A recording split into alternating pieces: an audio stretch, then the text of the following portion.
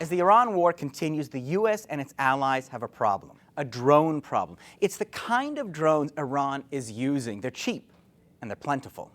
They're using these, what's being described as one-way attack drones that are very low cost, can be made in great numbers. They hide them and they're mobile, the launchers for these, and then they launch them. Retired U.S. Vice Admiral Kevin Donegan has overseen operations in Iraq, Afghanistan, and Yemen.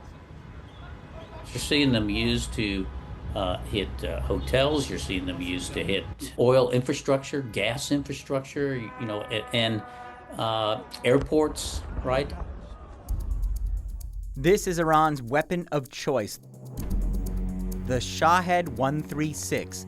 It costs about $20,000 to $50,000 to make. It's not an extremely complicated device. It uses GPS, it has an engine and a propeller. You may recognize the distinctive sound from videos like this attack on the capital of Bahrain. And with a range of up to 2,500 kilometers, a drone launched from Tehran could reach Mumbai or Athens.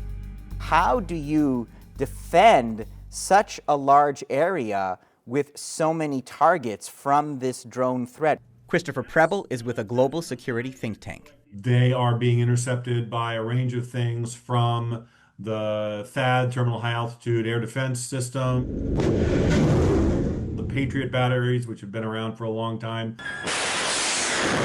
And here we get to the math, the critical cost differential of shooting cheap drones out of the sky. Each Patriot missile costs $4 to $5 million, and the THAAD interceptors run at least $12 million. Meanwhile, Iran is reported to have thousands of drones with potentially more on the way. They are far easier to manufacture, of course, than a missile. They're smaller, for one thing, and so they can be. And we've seen this in the Ukraine war, how many new manufacturers have come online in the Ukraine to build a drone. And how long does it take to restockpile the kind of high-end missiles that allies and America and Israel are using to knock these drones out of the sky? That's a really good question. We know that the Trump administration is putting pressure on the manufacturers of these weapons to ramp up production. But I think as a realistic sort of prospect, we're talking about them increasing their production by hundreds, not by thousands. The drones aren't perfect. They don't need to be. So the interception rate is relatively high in the grand scheme of things. I've seen numbers north of 90%. And yet that 10% can cause a lot of damage, especially when you're hitting a relatively soft target. You know, it's almost like the defender has to be perfect and the attacker just has to be lucky.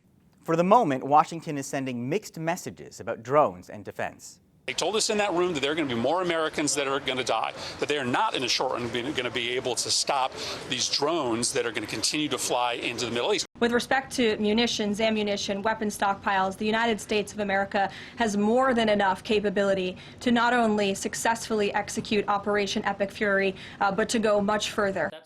Vice Admiral Donegan says the U.S. has a strategy to deal with the drones.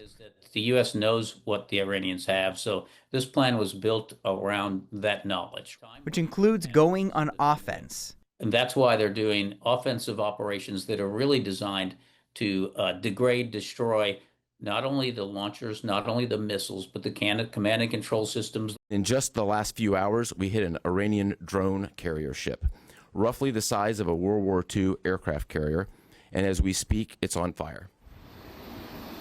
But Preble says while Western countries pile millions into expensive Air Force programs, they're fighting yesterday's wars.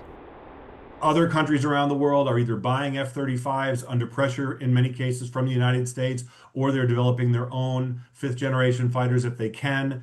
Again, I understand from a prestige perspective why countries want to have functioning air forces, but they are really undermining their long-term ability to sustain a defense capability, a defense infrastructure. Without a doubt, Donegan says drones are here to stay, not just in Ukraine and the Mideast, but beyond.